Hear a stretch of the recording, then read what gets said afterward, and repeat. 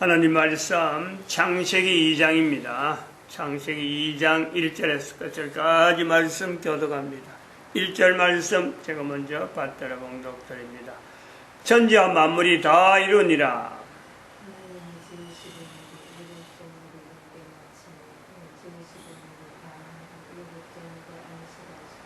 하나님이 일곱 자녀를 복주사 거룩하게 하셨으니 이는 하나님이 그 창조하시며 만드시던 모든 일을 마치시고 이날에 안식하셨음이더라. 너희가 하나님의 성전인 것과 하나님의 성령이 너희 안에 거하시는 것을 알지 못하느냐. 모든 정사와 권세와 능력과 주관하는 자와 이 세상과 오는 세상 일컫는 모든 이름 위에 뛰어나게 하시고 또 만물을 그 발 아래 복종하게 하시고 그를 만물 위에 교회의 머리로 주셨느니라. 교회는 그의 몸이니 만물 안에서 만물을 충만케 하시는 자의 충만이니라. 평강의 하나님이 친히 너희로 온전히 거룩하게 하시고 또 너희 온 영과 혼과 몸이 우리 주 예수 그리스도 강림하실 때에 흠없게 보존되기를 원하노라. 너희를 부르시는 이는 미쁘시니 그가 또한 이루시리라. 2012년 공칙년대로 우리가 넘어갑니다. 앞으로 두고두고 2012년은 계속 이야기가 해야 돼. 인류사의 2012년 지났다고 해서 끝나는 게 아니라 2012년은 인류사회가 오면 올수록 연대가 바뀌면 바뀔수록 지금 2019년, 내년에 2020년, 2050년, 2500년, 그래서 3008년이 되기까지는요, 2012년은 적어도 하나의 기준연도가 됩니다. 그래서 지금 현재 2012년 공칙년들에서 국가 역사 정체성이란 말이 지금 나오기 시작합니다만은 이것은 다른 말로 하면 임마누엘이지, 임마누엘. 온 인류는 임마누엘을 통해서 교회라고 하는 이 위치에 있는 이 단체, 어떤 기관, 국가 단위에 하나님이 임마누엘로서 어떻게 그날에 그 백성들에게 역사하셨는가라는 것을 고백해야 되는, 우리 교회는 또 그걸 위해서요, 국가 단위에 열심히 파고 해쳐야 됩니다. 그게 종사하는 사람들은 객관성으로 역사에 대해서 그 국가 역사의 어떤 기존의 어떤 그 역사가 있으면은 얼마나 개인이 거기서 객관적인가. 교회는 또한 그 사건하고 그 역사하고 얼마나 고민을 많이 하고 거기서 참 피를 많이 흘렸는가. 피를 많이 얼룩지기도 하고, 지난 시간에는 얼룩진 이야기를 많이 했습니다. 얼룩진 반면에 또 한편으로는 그 얼룩진 것 때문에 피를 많이 흘린다는 거죠. 27회 그 대한민국 총회에서 신사참배를 가결한 그 내용 때문에 실제로는 교회에 있는 사람들이요, 피를 많이 흘리는 거예요. 왜냐하면 신사참배 문제를 총회에서 결정했는데 왜 신사참배하지 않느냐. 여기에서 옥중 성도가 나오고, 여기에서 이제는 일본군이, 일본 그 강제, 점령기에, 교회가 탄압이라는 말이 그때서 나옵니다. 그때서. 그렇게 나오면서, 그때 교회가 탄압이라는 말이 나오고, 그때서 또한 한글을 사용하지 못하도록 하는 거예요. 갑오 경장으로 인해서 1885년부터 일본이 한글을 쓰도록, 그 당시 그전에는 국가의 공식 문서가 전부 다 한자로 되어 있었는데 그 한자로 되어 있는 것을 나름대로 국가 문서를 무시하려고, 국가 문서가 힘이 없도록 만들려고 한글을 대체했는데, 불과 얼마입니까? 1885년에서 1930년, 한 50년 정도, 50년 지나지 않아서 한글이 일본군에 의해서 한글을 사용하지 못하는, 그래서 교과서, 그 당시에 일제 탄압시대는 그래요. 1910년, 1919년 이 여간에 초등학교가 굉장히 많이 나왔는데 초등학교에서 한글을 사용하지 못하도록 우리가 그 역사를 가지고 있는 거예요. 우리 경화국민학교. 한글을 쓰는 한국 사람들만 모여있는 학교인데 초등학교 때 일본 사람들이 와서 한글을 학교에서는 사용하지 말라. 이름도 그때는 한글로 바꿔라. 일본 이름으로 바꿔라. 청시개명이라 청시개명. 그래서 그때서 1937년 이후로 39년 이제 전쟁이 일어나는 그 점에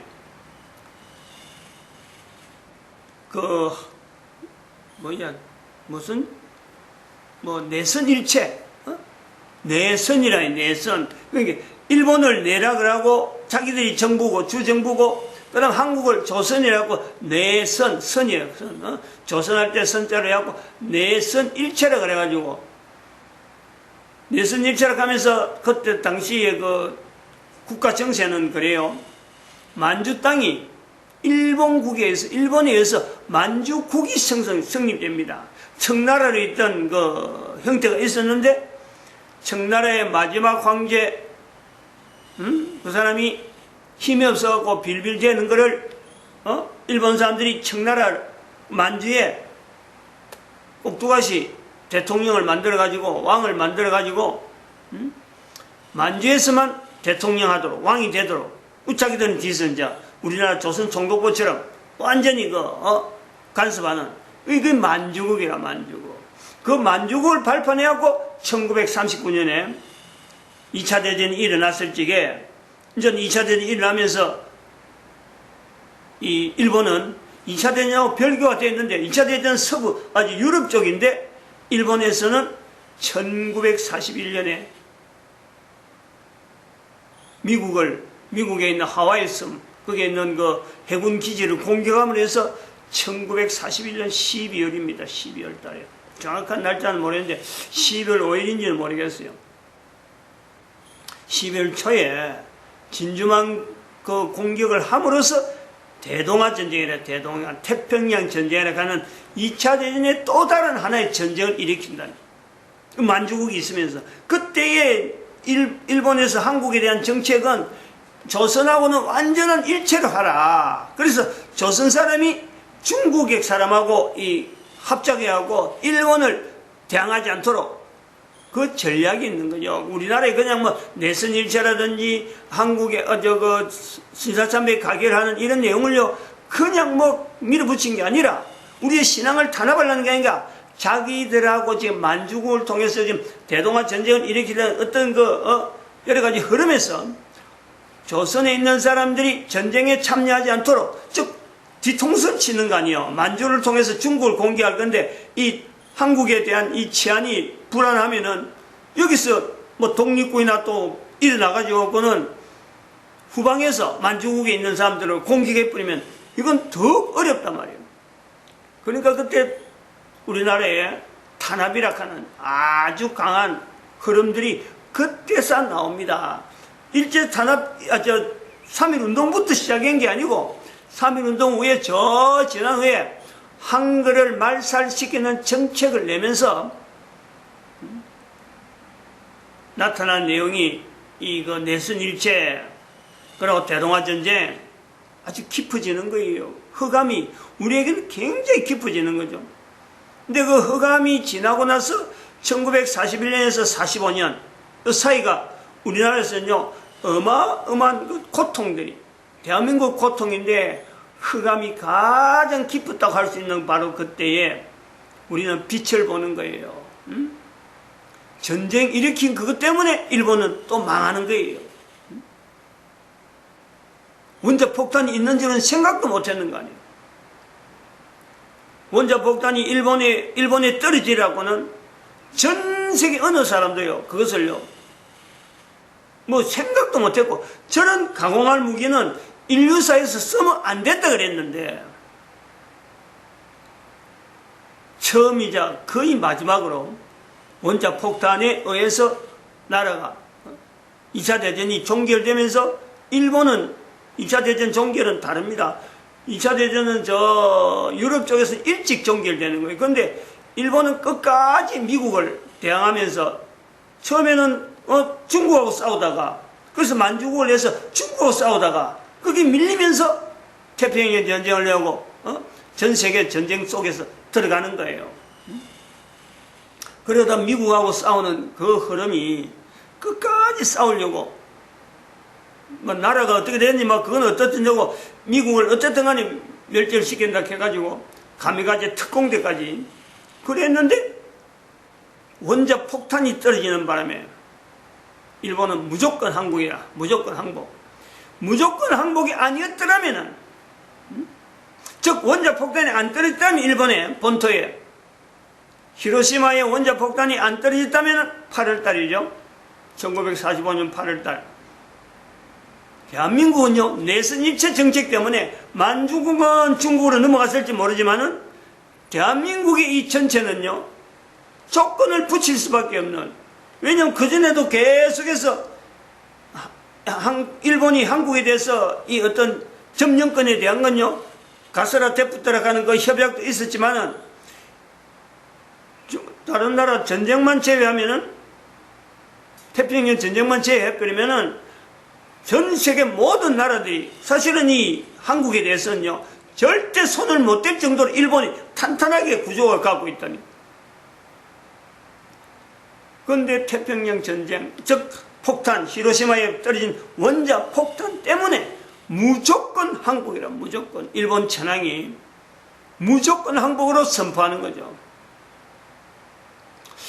우리 대한민국의 역사라고 하는 이 내용에 기준이라고 하는 이 역사 3.1운동을 통해서 일본의 그 어떤 위치를 우리는 세월이 지나면 지날수록 자꾸 반일, 어떤 그 감정적인 요소를 가지고 자꾸 접근하는데, 우리는 이건 천만에요, 천만에. 대한민국이 만약에 1945년에 일본의 히로시마에, 또 나가사키도 떨어지지만 나가사키는 바닷가에 떨어져가지고 그렇게 피해가 없어 그러는데, 히로시마에 떨어진 그 원자 폭탄이 없었다면 일본은 절대로요, 무조건 항복을 않는다는 거예요. 무조건이에요, 무조건. 시킨 대로 항복하겠다. 그래가지고 일본에 미군이 들어가서 군사 어떤 그걸 할 때에 일본이 가지고 모든 권리를 다 낳는다. 그 조건으로 인해서 협정이 미군하고 협정되면서 일본이 자기들이 있는 군사도 앞으로는 자기들은 그 군대를 조직하지 않겠고, 외국을 침략하지 않겠다라고 하는 침략이라는 데서, 침략이라는 표현을 대한민국 때문에요, 집어넣는다. 우리는 마치 그 일본을 지금 반일한다 하는 그 내용은요, 우리가 한다는 8.15 광복이라는 자체가 우리 힘으로 되었으면요, 그건 분명히 감정적인 싸움으로 갈 수밖에 없어요. 우리 힘으로 탈취했으면은 그럼 정당해요. 일본에 대해서 국가적으로 반일 감정 갖는 건요, 정당해요. 그러나 일본이 우리나라를 점령하고 있는 동안에 그 정세, 전체적 세계적인 여러 가지 정세에서 그냥 일본만 단순하게 일본에 의해서 우리가 점령당한 게 아니라 전 세계 정세에서 2차 대전이 일어날 조짐, 1차 대전이나 2차 대전이 일어날 그 조짐이 전체가 다 일본 강점기에 일어나는 거예요. 이 전쟁의 와중이 되어지는 그 내용에서요, 일본에 의해서 유럽 자체가 전쟁이 일어나는데 일본에 의해서 만주까지 점령당하는 그런 추세에 대한민국이 유지됐다는 것 자체, 그리고 8.15를 통해서 우리가 강복이 될 수 있는 어떤 정체성이 주어졌다는 것만 해도요, 대한민국 사람들이 어떻게 전 세계에서 하나밖에, 지금도 원자폭탄 만들어놓고 아직까지 전 세계 어느 나라도 사용하지 못한 그 원자폭탄, 그것이 일본에 떨어져가지고 우리가 무조건 항복을 해서 8.15로 낮았는데, 그것을 하나님의 섭리라고 말하지 않는 그것이 더 이상한 거예요. 우리 국민들이 더 이상하단 말이에요. 왜 그런 것을 가지고 자꾸 반일해갖고 일본하고만 자꾸 해서 마치 우리나라가 뭔가 힘이 있는 듯이 겨우 버티봐봐야, 겨우 겨뤄봐봐야, 일본에서 봐봐요. 지금 현재 2019년 현재에 일본에서 마음먹고 수출 하나 할까 말까 100가지 품목 더 이상 된다 하는 1000가지나 100가지나 더 있다가는 그 수출 품목 중에서 대한민국에 이거 혜택 줄까 말까. 혜택이 혜택. 이거는 그 경제력 전쟁이 아니고 다른 나라하고 어떤 차별하는, 다른 나라로 똑같이 무역 전쟁이 아니라 우리나라에 그동안 좋은 혜택을 줬는데 그 혜택을 없앨까 말까 하는 그거 하나에 대한민국이 지금 덜썩덜썩 하는 거예요. 경제가 어찌됐건지 어찌됐건 하는 거예요. 우리 힘으로 되어진 것이 하나도 없는데 그저 피해의식만 가지고 약자가 마치 강자인 듯이 국민들에게 감정만 붙여가지고 반일하는 이게 과연 옳은가? 거대한 강국이 일본에 있는데, 거대한 강국이 중국에 있는데, 거대한 강국이 미국과 소련이 있는데, 그 속에 우리가 지금 나름대로 국가라는 이름을 가지고 정체성을 가지고 나온다 하는 것만 해도요, 아니 이걸 어떻게 하나님 앞에 감사하지 않는지, 이 전 세계 사람들에게 이 미스테리란 미스테리. 우리가 분명히 인식해야 돼요. 대한민국이 존재한다는 것, 대한민국 6.25 사변을 분명히 대한민국에서 일어난 전쟁으로 해가지고 이걸 물리쳤다. 휴전선 있다. 휴전선으로 그 전쟁을 어느 정도 마무리했다. 정진이 돼 있다. 이거는 세계 국민들에게, 모든 인류들에게 이거는요, 미스테리. 그 국민들이, 하나님이 하셨다라고 하는 것이 나와야 이게 정답이거든. 대한민국 국민들이. 그렇게 하지 않고, 김정은에게 빌붙어가지고, 대통령이 그래, 일국의 대통령이, 대한민국 대통령이, 김정은에 빌붙어가지고, 그 판문점 처음에 처음 만날 때, 그 김정은하고 이야기해보면, 말은 전부 다 문재인 혼자 다 하더라고. 아니, 서로 간에 국가의 어떤, 대표로서 만났는데, 두 사람이 이야기를 비슷하면서 뭔가 공감되는 이야기가 뭐가 있느냐? 우리 국민들이 궁금증을 자아내게 되는데, 궁금증 자아내는 게 아니고, 의아한 거예요. 의심이 나는 거예요. 저 사람이 도대체 저서 어떤 말을 하길래 저렇게 김정은 입을 다물고 침묵하고 입가에 미소만 설 벗고 듣고만 있고, 문재인은 마치 신하가, 아부하는 신하가 나라를 팔아물려고 갖다 바치려고 하는 아부하는 것처럼 혼자서 이야기 다 해요. 열심히 보고하고 있는 그런 느낌을 받는데 아니냐. 지금 이러는 한 1년 전에서 지금 보니까 다른 사람 눈에도 참 북한이 대변이나 하고 김정은의 운전서냐 하는 이런 식으로 이야기 나올 정도로 비하되고, 전 세계 사람들에게 있는 모임에 G20에 가고 외톨이로 G20 정상들 모임에 가고는 문재인의 어떤 정체성이, 대한민국 대통령의 정체성이 나지 않는 그런 행보로 해서 전 세계 사람들에게 대통령들 중에서도 따돌림 당받는 참 이런 행보를 우리가 지금 보여가고 있는, 국민들에게는 계속 반일 감정, 지난번에도 말씀했지만 지금 이제 8.15 들어오는데 계속 지금 8월 15일 다음 달에 되는데 지금 한 달 남았는데 계속 나오는 모든 뉴스라든지 채널들 쭉 보면요, 전부 다 일본에 대한 내용. 정말 이게 언제까지 이래야 되는지 정말 한심하게 이럴 데 없는 거예요. 지난번에 한번 이야기했잖아요. 여기 천일야사래, 천일야사. 끝을 내야 돼요. 지난번에 했는데, 김구에 대한 이야기를 하면서, 그때가 6월 6일 날 현충일, 식을 마치고 얼마 안 되고 했는데, 김원봉이에 대한 내용을 문 대통령이 이야기를 해가지고, 마치 김원봉이 북한의 박은영, 김원용, 김원봉, 이 서열이 이래 되는 거예요. 김일성, 박은영, 김원봉 1, 2, 3 안에 들어가는 이 사람의 이름을 이야기하면서 이 사람이 일제 때 일제 그 조선 의용대에 들어갔다, 활동을 했다. 그리고 일본군한테 피해를 줬다라는 거 하나 행적 가지고 북한 김일성하고 나란히 있던 서열이 3위에 들어가는 그 사람을 하여금 대한민국 건국 어떤 그 위치에 우리나라의 그 국가유공자 그 속에다 이어야 되는 이런 발언을 말이요 하게 되는 망언이 있잖아, 망언.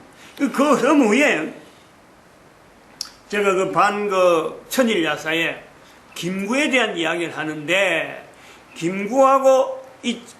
김구에 대한 이야기를 나오면서 김구가 등장하는 내용에 2번이나 나온 것이 이게 조선 의용대란 말이 나오더라고요. 김구가 만주에서 활동하고 있는 조선 의용대를 나와서 지금 한국에 있는 동안에 민비를 죽인 사람을, 일본 사람을 죽였다. 2가지 안에 어마어마한 잘못된 요소가 있잖아요. 민비 사건은 김구에 의해서 죽였는지 안 죽인지 그 자체가 불확실한 거예요.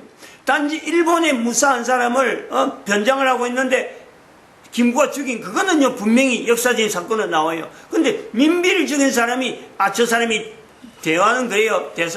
저 사람이 틀림없이 민비를 죽인 사람이야. 자기가 죽이는 거예요. 그래서 민비를 죽인 사람을 김구가 죽였다라는 축켜 세우는 내용이 있는가 하면은 조선의용대는 그때는 조선의용대가 없는 거예요. 만주에 그 당시 김구가 있을 때는 조선의용단이라 어병단, 조선의병단이죠. 어병단. 만주에 조선의병단이라 어병을 일으키는, 즉 말하면 우리 옛날부터 내려오는 어병이죠. 어병 어떤 형태, 지금도 우리 일본 이야기하면서 어병을 일으켜야지 하고 이야기하는 나온 그 전통적으로 내려온 어병이에요. 어병.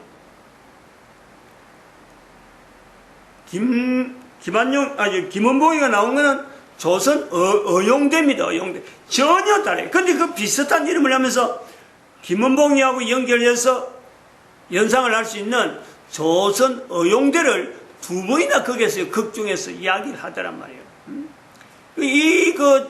천일야사나 안 그러면 현재 일본하고 관계되어진 여러 가지 그 내용에 8.15 이래 할 때마다 항상 이 반일적인 내용으로 이야기를 해오는 거는 그런 걸 부각시키는 맞는데, 제가 김구에 대한 이야기를, 사실은 김구에 대한 이야기가 그동안 잘 안 나왔어요.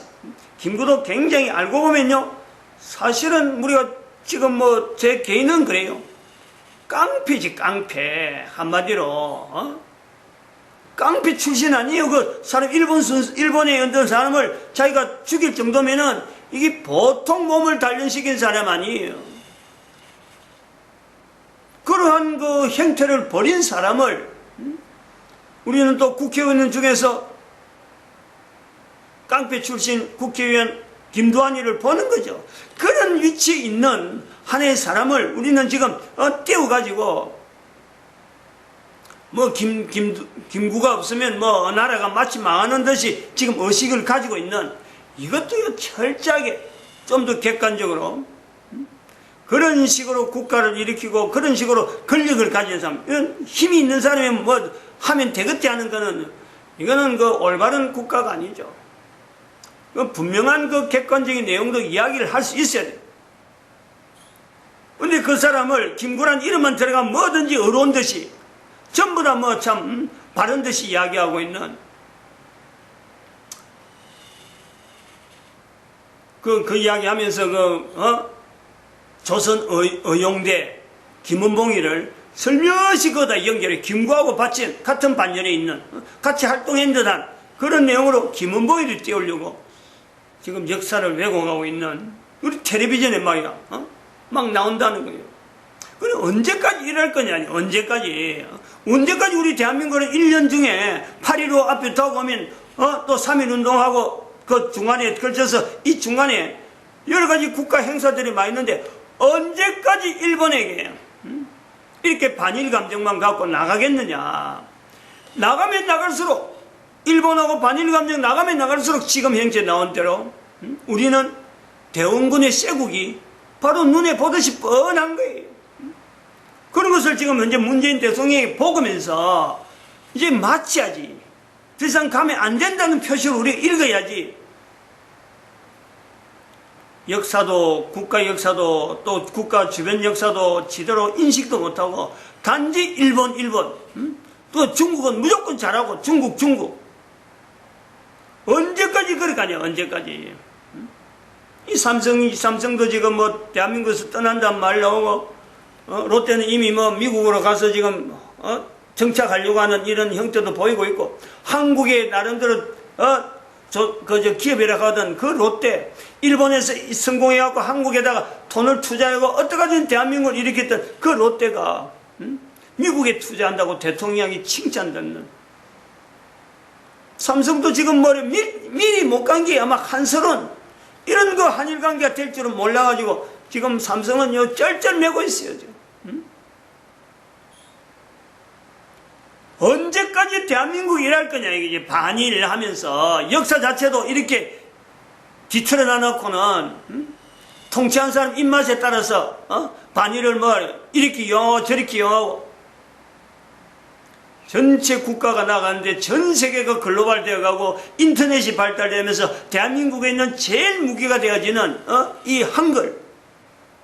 이걸 통해서 전 세계 모든 사람들에게 평강의 하나님이라 하는 이 표현을 할 수 있는, 한글은 억압하면 억압할수록 여기에서 폭발력이 나올 수 있는 어마어마한 어떤 언어가 되어 있는데, 전 세계에서 가장 비참한 시기에 1885년에, 그리고 대동아 전쟁할 때에는 또 탄압이라 하는 내용을 거쳤던 이 한글을 대한민국 사람만이 유일하게 전 세계에 가지고 있는 이 표문자 언어가 있으면서도 이거를 전 세계 사람들에게 나타나면서 평강의 하나님, 우리 연날의 역사였던 이거 하나님의 역사를 전 세계에 알리면서 각 나라가 있는 그 갈등 속에서 평강의 하나님을 나타낼 수 있는 이 민족적인 국가적인 어떤 사명 앞에 언제까지 반일 감정만 일으켜서 일본은 일본대로 지금 어떻게든지 한국에 도움을 받으려고 애를 쓰고 있는 그 나라한테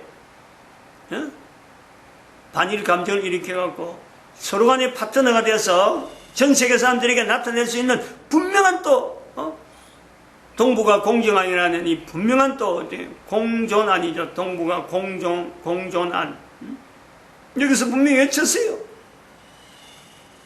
언제까지 하겠느냐. 참 아쉽고 좀 목회자로서 이 교회가 이런 일에 바로 해야 되는데 교회가 하지 못하고 있으니까 안타까운.